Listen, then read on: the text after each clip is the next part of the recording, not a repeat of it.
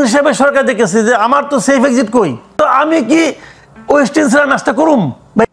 পরপর আসলে কবে থেকে শুরু হয়েছে হয়তো আমরা দিনক্ষণ হিসাব করতে পারি না, কিন্তু ইদানিং বা আজকাল এটি এত চরম পর্যায়ে পৌঁছেছে, একে অন্যের প্রতি অশ্রদ্ধা করে কথা বলা, কট্টর ভাষায় কথা বলা, সমালোচনা করা, গালিগালাজও এবং অন্তর্ভুক্ত হয়ে গেছে। ঠিক কী কারণে রাজনৈতিক নেতারা এত অসহিষ্ণু আপনার মনে হচ্ছে? দেখেন, প্রথমত যে রাজনৈতিক দলগুলি তো ভিন্ন ভিন্ন এজেন্ডা নিয়ে কাজ করেন, তাদের পলিটিক্সও ডিফারেন্ট, কাজেই তাদের মধ্যে এক ধরনের আগের মতো ঐক্য থাকবে না, এটাই স্বাভাবিক।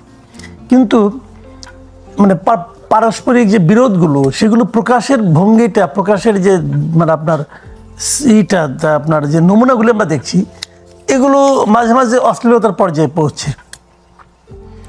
এটা হলো জানেন, এটা একটা কালচার, আসলে এটা আসলে একটা কালচার।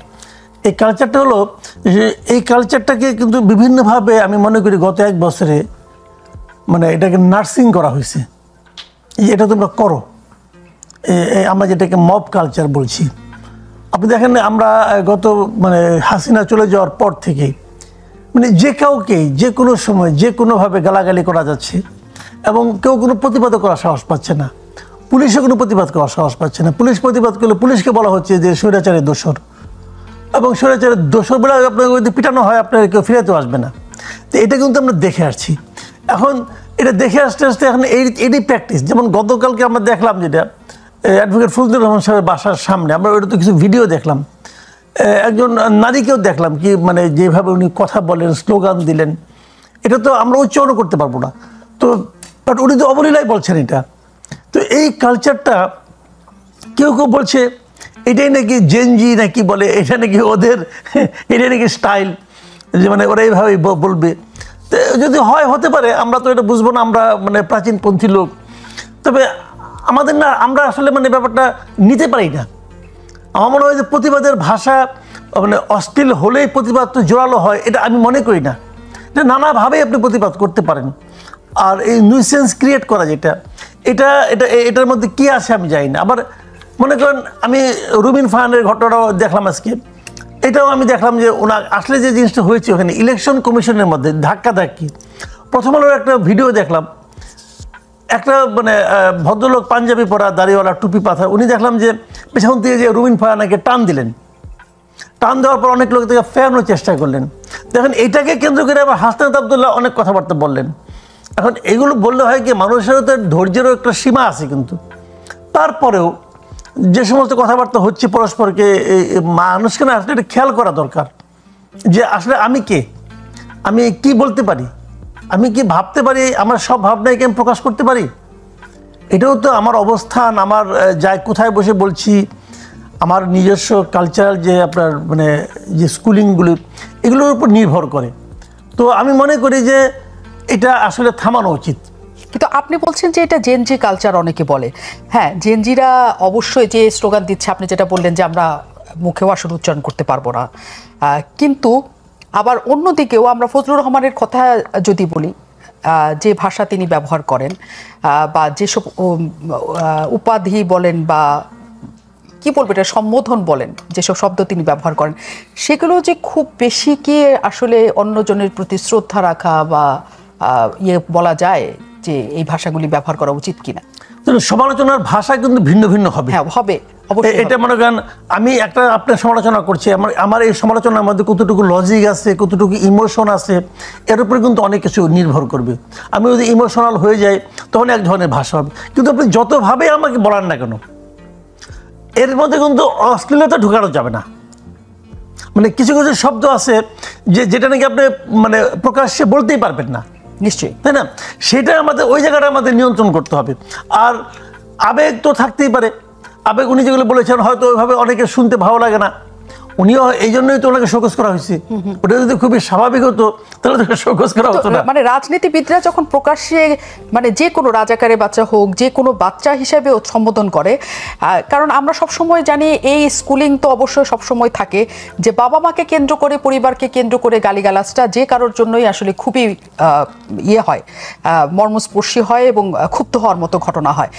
রাজনৈতিক নেতারা একটা বড় পর্যায়ে থাকেন, তাদের কাছ থেকে সবাই শিখে, তখন এই বাচ্চা সংক্রান্ত গালি গালিগুলি আসলে যখন রাজনীতিবিদদের থেকে সবার, মানে আমি সাবেক প্রধানমন্ত্রী শেখ হাসিনার তরফ থেকেও আমরা বুঝছি, কারণ রাজাকারের বাচ্চা তার কাছ থেকেও শুরু হয়েছে বানান, এবং অনেক ক্ষেত্রে আমরা এখনকার রাজনীতিবিদদের মধ্যেও দেখছি। আপনার কি মনে হয় এটা একটা সর্বোচ্চ লঙ্ঘন শিষ্টতার? শুনেন, আমি না মানুষকে তাকে দিয়ে বিচার করতে চাই। আমার বাবা কি ছিলেন, আমার দাদা কি ছিলেন, এটা আমি মনে করি বিচারের জন্য কোনো মাপকাঠি হওয়া উচিত না। এটা পরিষ্কার, হাজির ছেলে পাজি হয় ভাই, বহুত আছে এরকম। আবার মানে আপনার খুনির ছেলেও কিন্তু মসজিদের ইমাম হতে পারে।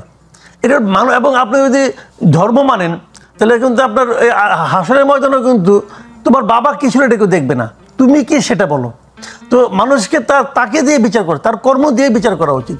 কিন্তু এই যে মানুষকে মনে করেন বংশানুক্রমিক বিচার করার যে প্রবণতাটা, এটা ভালো না, এটা উচিত না। এটা হলে হয় কি, মানে একজন মানুষকে আপনি আটকাই দিচ্ছেন।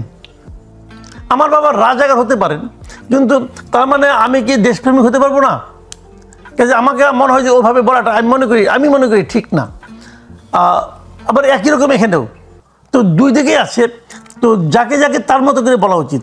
তারপরেও আমি যে আগে বললাম যে আবেগ তো একটা ইম্পর্টেন্ট ব্যাপার, আবেগও মানুষকে অনেক সময় প্রভাবিত করে। তবে আমি মনে করি না করলে ভালো, না করলে ভালো। নিশ্চয়ই। এটা আসলে শামসুজ্জামান দুদু বললেন যে যারা আসলে নায়ক হতে পারতেন, তিনি ফার্স্ট টেন্সে কথা বলেছেন, পারতেন মানে এখন পারেন না, এবং তাদের নিয়ে চলাটাও এখন অনেকখানি কষ্টসাধ্য হয়ে গেছে। একটা কথা আপনার কাছে জানতে চাই, আপনি সাংবাদিক হিসেবে সকল জায়গায় কথা বলেন, টক শোতে কথা বলেন, সবকিছুতে কথা বলেন। ওই 16 বছরে আমরা খুব কম সময় দেখেছি যে সবাই একটু মানে কেউ বাছাই করতো না যে আমার সাথে কে বসতে যাচ্ছে। এখনকার সময় হচ্ছে বিএনপির বেশিরভাগ নেতারাই এনসিপির কারোর সাথে বসতে চান না। আবার এমন হয়েছে সিলেক্টিভ থাকেন, এর সাথে বসা হবে, ওর সাথে বসা হবে, ওর সাথে বসা হবে না। জামাত সিলেক্টিভ থাকেন, তার সাথে বসবেন, তার সাথে বসবেন, তার সাথে বসবেন না। এনসিপির শীর্ষ নেতারা তো আসেনি না টকশোতে, গুটি কয়েক তাদের চ্যানেল আছে তাদের ছাড়া। এই যে একটা বাজ বিচারের সংস্কৃতি তৈরি হয়েছে, অথচ আগে প্রত্যেক নেতার সাথে বসতেন, কারণ ওই শ্রদ্ধাবোধ রেখেই তারা বসতেন। এই বাজ বিচারটা কেন? বিতৃষ্ণা থেকে, মুখোমুখি হতে চান না, এর জন্য মানে কি? আমি এটা আসলে আপনার কাছ থেকে জানতে চাই। না, এটা হলো জানেন, যেমন দুদু ভাই কেমন লোক আপনি আমাকে জিজ্ঞাসা করলেন, আমি ওনাকে সম্বন্ধে যে কথাগুলো আমি বলবো, এগুলো আমি কিসের ভিত্তিতে বলবো? মানে আমি ওনাকে যেভাবে দেখেছি, আমার সঙ্গে উনি যে আচরণটা করেছেন, এইগুলোর ভিত্তিতে আমি বলবো। তো এখন ওইখানেও ওনারা যে বাস বিচারটা করেন, এটা কিন্তু ওইটার ভিত্তিতেই। আজকাল তো মনে করেন আপনার সোশ্যাল মিডিয়া খুব ওপেন হয়ে গেছে, যে কারণে আপনার এখানে প্রোগ্রামে আসতে ধরেন ওনার সঙ্গে আমার একটা অপ্রীতিকর ঘটনা ঘটলো, এটা কিন্তু এইখানে আর সীমাবদ্ধ থাকবে না। অথবা এই প্রোগ্রামটা যারা মিস করছে তারা দেখবে না, তাও বলতে পারবেন না। এটা তো চলতেই থাকবে। আপনারা তো কিছু একটা যদি মানে বেশি আলোচিত হয়ে যায়, ওটা অন্যরা বা কপি করে তাদের মতো করে চালাচ্ছে। কাজেই ওনার চরিত্রটা কেমন, আমার চরিত্রটা কেমন, এটা কিন্তু মানুষের কাছে গোপন রাখার কোনো সুযোগ নাই। যার সঙ্গে আমি কখনোই বসিনি সে কেমন, সেটাও এখন কিন্তু আমি জানতে পারি। বিভিন্ন রকম এই ভিডিও দেখে আমি জানতে পারি। হয়তো অনেকে চিন্তা করে যে এতদিন ধরে পলিটিক্স করতেছি, ঠিক আছে, আর এই সমস্ত মানে মান সম্মান নিয়েই বাকি সময়টা কাটুক, সমস্যাটাকে। এটা যদি কেউ ভাবে, যদি এটা কেউ সতর্ক থাকে, তাহলে এটা অন্যায় কিছু না। এটা তো আগে আমরা এত দেখতাম না, মানে এতখানি বাজ বিচার আগে দেখতাম না দুটা কারণে। এক নম্বর কারণ হলো আগে জিনিসগুলো এতটা প্রকাশিত হতো না, এক নম্বর। আর দ্বিতীয় কারণ হলো আসলে কিছু ছেলে মেয়েদের মধ্যে দেখেন ভাই, বয়সের একটা ব্যাপার আছে কিন্তু। তখন আমি দুদু ভাইকে দুদু ভাই বললাম কেন? উনি কি আমাকে বলছে আমাকে ভাই ডাকো? বলে নাই তো আমি ডাকলাম কেন? আমি এটা জানি যে উনি আমার সিনিয়র, ইউনিভার্সিটিতে যখন আমি পড়তাম তখন উনি বড় নেতা, আমরা ভোট টোট দেখি আর কি। তো সেই হিসেবে ভাই ডাকি।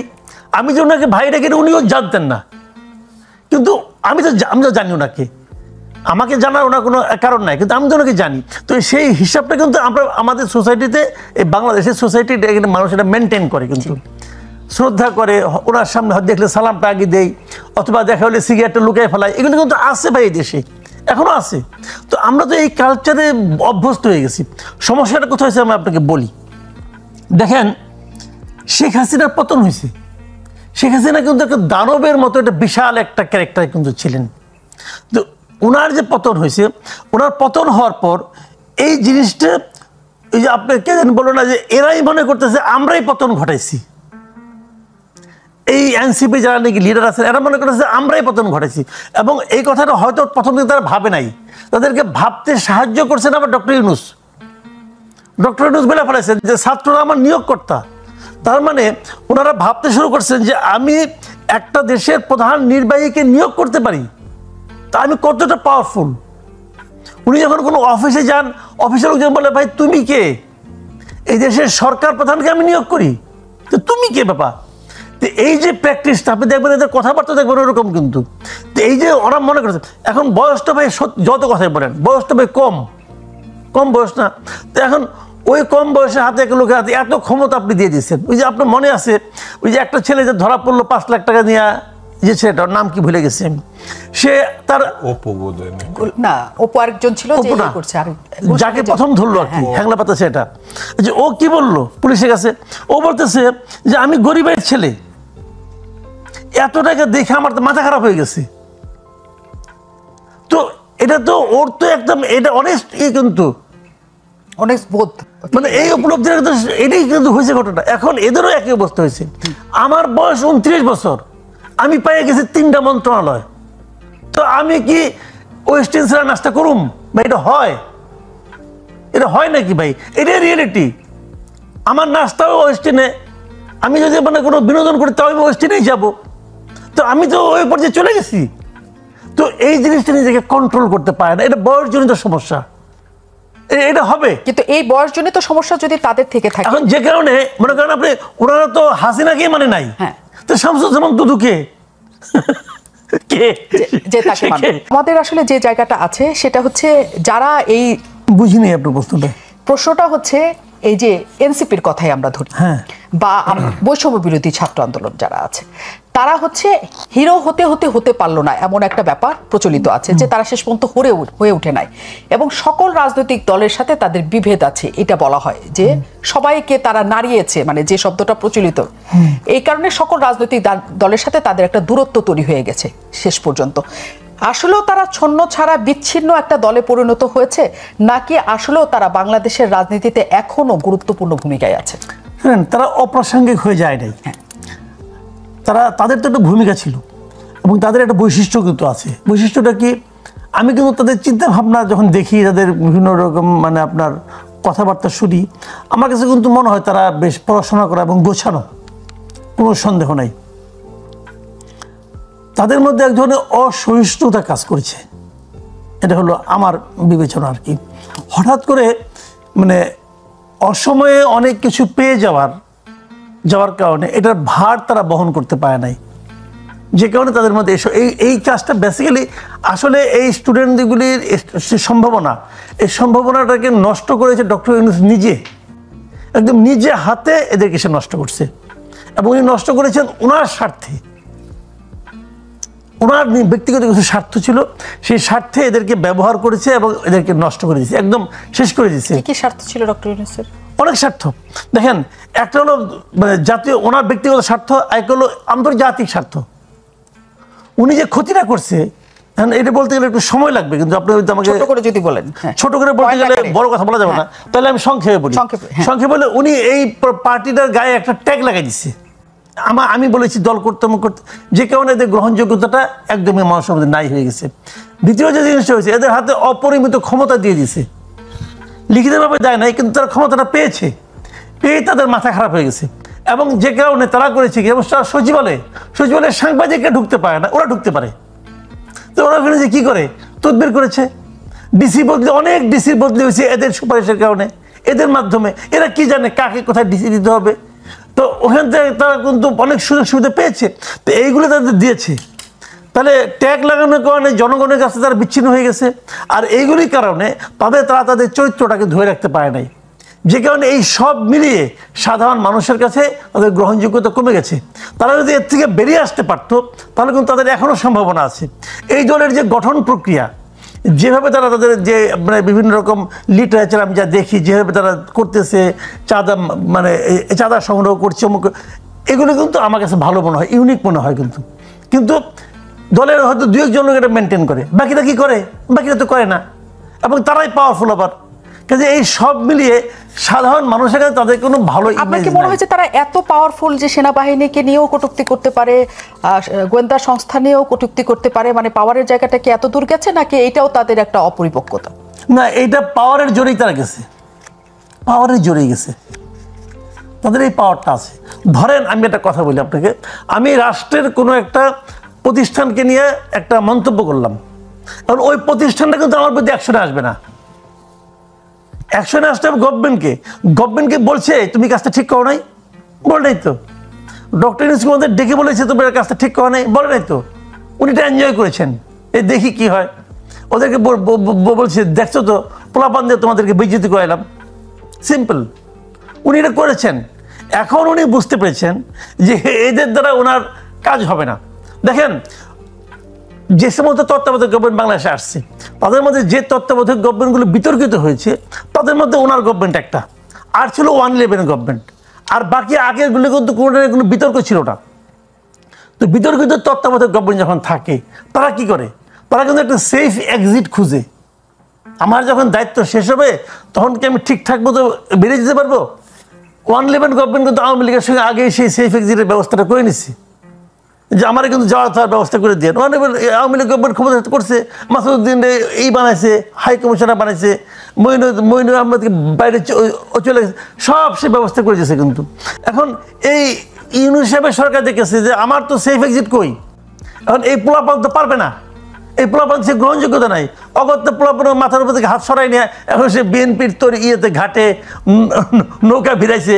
যদি বিএনপি এখন যা বলবে সে শুনবে যে ভাই তোমরা আমাকে একটা সেফ এক্সিট দিও। বিএনপি কি করবে এটা বিএনপির ব্যাপার, আমি জানি না, কিন্তু উনি চেষ্টা চালাচ্ছে, এটা তো দৃশ্যমান, তাই না? সেটাই যা কিছু আমরা এখন দেখছি, এবং যে তীব্র আক্রমণাত্মক আমরা বাচন দেখছি, গালিগালাজের পর্যায়ে চলে গেছে, একজন আরেকজনের প্রতি অশ্রদ্ধার জায়গা। এটা শামসুজ্জামান দুদু বলছেন যে এটা শুধুই মাত্র রাজনৈতিক এবং পরিবেশ পরিস্থিতির জন্য হচ্ছে। আপনার কি মনে হয় তাই, নাকি এটা আসলে সামনে আরো বিভক্তি তৈরি করে? না, সামনে এটা ডিপেন্ড করবে কি জানেন, যেমন প্রথম দেখেন একটা মব হচ্ছে, সরকারের একজন শীর্ষ পর্যায়ের কর্মকর্তা বলতেছে এটা প্রেশার গ্রুপ, মানে এর চেয়ে বেশি প্রশ্রয় আর আপনি কিভাবে দিবেন? এবং যে বলছে তাকে কেউ কিছু বলছে না। তো এই যে মবকে যে আপনার মানে একজন প্রাতিষ্ঠানিকীকরণ করা, এই প্রবণতাটা থাকলে এগুলি চলবে। বলা যায় যে অমুকের বাড়ি ভেঙে ফেলাও, প্রকাশ বলা যায়, তাকে কেউ কিছু বলে না। তো এটা যখন থামবে, যখন দেশে আইনের শাসন তৈরি হবে, সৃষ্টি হবে, তখন দেখেন একজন নারীকে আমি যদি একটা গালি দেই, আমাদের আইন বলে আমাকে আটকানো যাবে, বলে না? তো সেই আইনটাকে আপনি প্রয়োগ করতেছেন? প্রয়োগ তো করতেছেন না।